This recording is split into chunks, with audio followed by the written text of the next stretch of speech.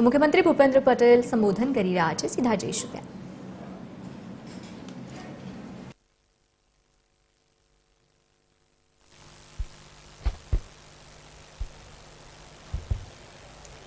ઉકાઈ જળાશય યોજના આધારિત તાપી કરજણ લિંક પાઇપલાઇન ઉદ્વહન સિંચાઈ યોજનાના લોકાર્પણ તથા તાપી કરજણ લિંક પાઇપલાઇન ઉદ્વહન સિંચાઈ યોજનાના એક્સટેન્શનના ભૂમિપૂજન કાર્યક્રમમાં આપણી સૌની સાથે મંચ ઉપર ઉપસ્થિત મારા સાથી મંત્રી શ્રી કનુભાઈ દેસાઈ, શ્રી નરેશભાઈ પટેલ, શ્રી ઈશ્વરસિંહભાઈ પટેલ, જિલ્લા પંચાયતના પ્રમુખ શ્રીમતી ભાવિનીબેન પટેલ, નર્મદા જિલ્લા પંચાયતના પ્રમુખ શ્રી ભીમસિંહભાઈ તડવી, અમારા સાંસદ શ્રી મનસુખભાઈ વસાવા, શ્રી પ્રભુભાઈ વસાવા, મારા સાથી ધારાસભ્ય શ્રી ગણપતસિંહભાઈ વસાવા, શ્રી મોહનભાઈ ઢોડિયા, શ્રી કુંવરજીભાઈ હળપતિ, શ્રી મોહનભાઈ કોંકણી, શ્રી સંદીપભાઈ દેસાઈ, શ્રીમતી દર્શનાબેન દેશમુખ, સુરત જિલ્લાના પૂર્વ ધારાસભ્ય શ્રીમતી જંખનાબેન પટેલ, પ્રમુખ શ્રી ભરતભાઈ રાઠોડ, પ્રમુખ શ્રી નીલભાઈ રાવ, જિલ્લા કલેક્ટર શ્રી સૌરભ પારગી, જળસંપત્તિ વિભાગના સચિવ શ્રી પીસી વ્યાસ, ઉમરપાડા તાલુકા પંચાયતના શ્રી રમેશભાઈ વસાવા, કેવડી ગ્રામ પંચાયતના સરપંચ શ્રી વિનયભાઈ વસાવા, આમંત્રિત સર્વે મહાનુભાવો, પ્રેસ મીડિયાના મિત્રો, સૌને મારા નમસ્કાર. પૂર્વ મંત્રી અને ઉમરેઠ મત વિસ્તારના લોકપ્રિય ધારાસભ્ય શ્રી ગોવિંદભાઈ પરમારનું ગઈકાલે દુઃખદ નિધન થયું છે. એમના આત્માને ચીર શાંતિ અને કુટુંબીજનો અને સમર્થકોને પણ આ દુઃખ સહન કરવાની શક્તિ પ્રભુ આપે એવી પ્રાર્થના.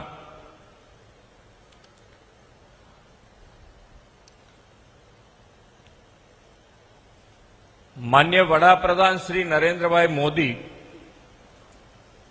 આપણને એક એવું નેતૃત્વ મળ્યું છે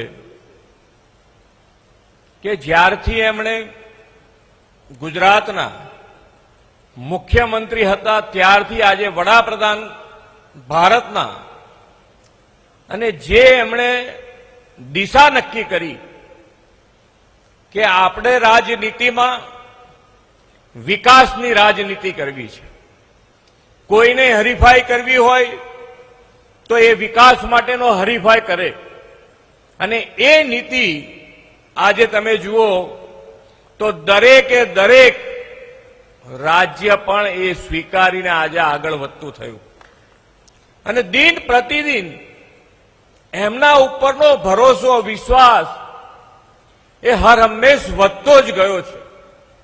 એનું કારણ તો કે એમણે સામાન્યમાં સામાન્ય માણસ, છેવાડાનો માણસ, વંચિત માણસ એને મુખ્ય પ્રવાહમાં કેવી રીતે લાવી શકાય એના માટેનો હર હંમેશ એમણે પ્રયત્ન કર્યો.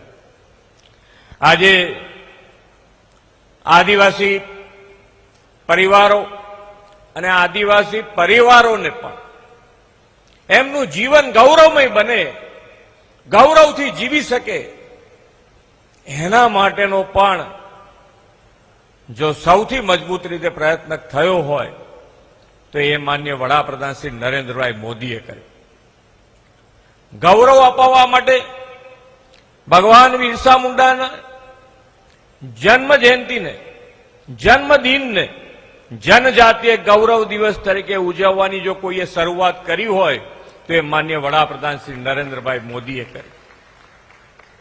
એમના 150મી જન્મ જયંતિ પણ આખા દેશમાં ઉજવણી એમના નેતૃત્વમાં થઈ, આપણા ગુજરાતમાં પણ આપણે કરી. સૌથી એટલે જેને કહેવાય કે ભગવાન બિરસા મુંડાને સૌથી શ્રેષ્ઠ અંજલિ કોઈએ આપી હોય તે માન્ય વડાપ્રધાન શ્રી આપી.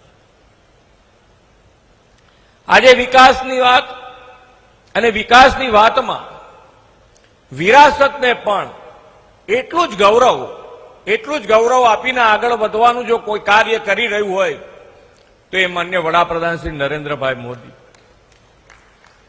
એ પછી રામ મંદિર બનાવવાની વાત હોય કે પાવાગઢમાં ધ્વજારોહણની વાત હોય, એ દરેકમાં જેમ સોમનાથ પર્વ સ્વાભિમાન પર્વ ઉજવણીની વાત હોય, તો આપણી સંસ્કૃતિ, આપણે વિકાસ કરવો છે, પણ વિકાસની સાથે આપણી વિરાસત, આપણી સંસ્કૃતિ એ પણ એટલી જ જરૂરી છે.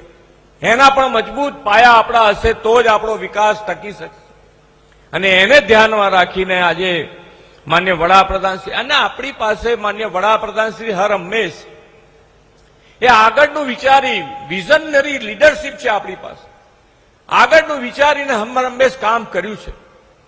આદિવાસી પટ્ટામાં જ્યારે એમણે વનબંધુ કલ્યાણ યોજનાની શરૂઆત કરી અને વનબંધુ કલ્યાણ યોજનાની સાથે સાથે હમણાં જ 150મી જન્મ જયંતિ ભગવાન બિરસાની ઉજવણી પ્રસંગે 2 લાખ કરોડ રૂપિયાની જનજાતીય ગૌરવ યોજના આપણે 5 જ વર્ષમાં વાપરવાના છીએ. આટલી મોટી રકમ આદિવાસી સમાજ માટે, આદિવાસીના આખા પટ્ટા અંબાજીથી ઉમરગામ સુધી 5 વર્ષમાં આપણે આ 2 લાખ કરોડ રૂપિયા વાપરવાના છીએ. અહીંયાથી હમણાં મંત્રીશ્રીઓ પણ કહેતા હતા એમ જ કે એક વર્ષે 35,000 કરોડ રૂપિયા વપરાશે આદિવાસી પટ્ટામાં. તમારે જે બાકી હોય તમારા વિસ્તારમાં, જિલ્લો, તાલુકો, ગામ સુધી તમારે જે પણ જરૂરિયાત હોય એ જો આયોજનબદ્ધ રીતે કામ લઈને આવશો તો એક પણ કામમાં અમારી ના નહીં હોય. એ કામ તમારું પૂરું કરવાની અમારી તૈયારી હશે. શિક્ષણની કામ હોય, સ્વાસ્થ્યનું હોય, રોડ રસ્તા હોય, સરકારી મકાન હોય, દરેકે દરેક ક્ષેત્રે આદિવાસી પટ્ટાના કોઈ કામ અધૂરું ના રહી જાય એના માટેનો જો કોઈએ વિચાર કર્યો હોય તે માન્ય વડાપ્રધાન શ્રી નરેન્દ્રભાઈ મોદીએ કરશે. એટલે 2 લાખ કરોડ રૂપિયા છે, કઈ નાની રકમ નથી, અને 5 વર્ષમાં વપરાવાની છે. 5 વર્ષમાં પાણીની નહેર બને, પાણી અપાતું હોય છે, પણ એ બધી જ યોજના જે કુદરતી વહેણ હોય એ પ્રમાણેની યોજના. તો જ્યારે આદિવાસી પટ્ટો તો આખો ડુંગરાળ વિસ્તાર ઘણો બધો આવે છે એની અંદર, તો એને પાણી કોણ આપશે, એને પાણી કેવી રીતે મળશે, એનો વિચાર ક્યારે થયો? એનો વિચાર પણ માન્ય વડાપ્રધાન શ્રી નરેન્દ્રભાઈ મોદીને આવ્યો. અને આજે આપણી વચમાં આજે યોજનાઓ બની છે. તમને લાગે કે ખરેખર આજે 87 મીટર ઊંચું આ પાણી પહેલા ઉપર જાય અને પછી નીચે આવે. કેટલી અદભુત યોજના બનાવી છે કે સામાન્ય માણસનો પણ વિચાર, કે એક માણસ રહેતું હોય કે એક ફળિયું રહેતું હોય તો એનો વિચાર કરીને પણ આ પાણીની યોજના બનાવી. એટલે એ તો માન્ય વડાપ્રધાન શ્રી નરેન્દ્રભાઈ મોદી જ કરી શકે, એ જ વિચાર કરી શકે કે દરેકે દરેક યોજના, કોઈ પણ યોજના માન્ય વડાપ્રધાન શ્રીએ બનાવી, સરકારી યોજનાઓ, તો એ યોજનાઓ પણ કેન્દ્ર સ્થાનમાં જો કોઈને રાખ્યું હોય તો એ સામાન્ય માણસને એની અંદર કેન્દ્ર સ્થાનમાં રાખ્યું છે. એ પછી યોગથી આયુષ્યમાન કાર્ડની યોજના હોય કે પાણી માટે ઉદ્વહન યોજના હોય, દરેક જણ રોડ રસ્તા છેક સુધી પહોંચાડે. દીકરા દીકરીઓને ભણવાની વ્યવસ્થા, સાયન્સ, પહેલા સાયન્સ કોલેજો જ નહોતી, સ્કૂલ નહોતી. સાયન્સમાં દીકરા દીકરી ભણે કેવી રીતે, એનો પણ વિચાર માન્ય નરેન્દ્રભાઈએ કરી. અને સાયન્સ સ્કૂલો, સાયન્સ કોલેજો, આજે તો મેડિકલ કોલેજ પણ આ વિસ્તારમાં બની છે. અને આજે દીકરા દીકરીઓ એન્જિનિયર, ડોક્ટર, વકીલ બનતા થયા છે. ભણી ગણીને આગળ વધવાની, પાયલટ સુધી, મારી પાસે જ્યાં સુધી જાણકારી છે ત્યાં સુધી પાયલટ બનવા માટે પણ સરકાર 25 લાખ રૂપિયા સુધીની લોન આપે છે. ના, આનો લાભ પણ આપણા આદિવાસી સમાજના દીકરાઓએ લીધો છે અને પાયલટ પણ બન્યા છે. ખૂબ સારી રીતે આગળ વધવા માટેની દરેકે દરેક યોજના માન્ય વડાપ્રધાનશ્રીના નેતૃત્વમાં ગુજરાત સરકાર, હું અને મારી ટીમ એના માટે હર હંમેશ તૈયાર હોઈએ છીએ.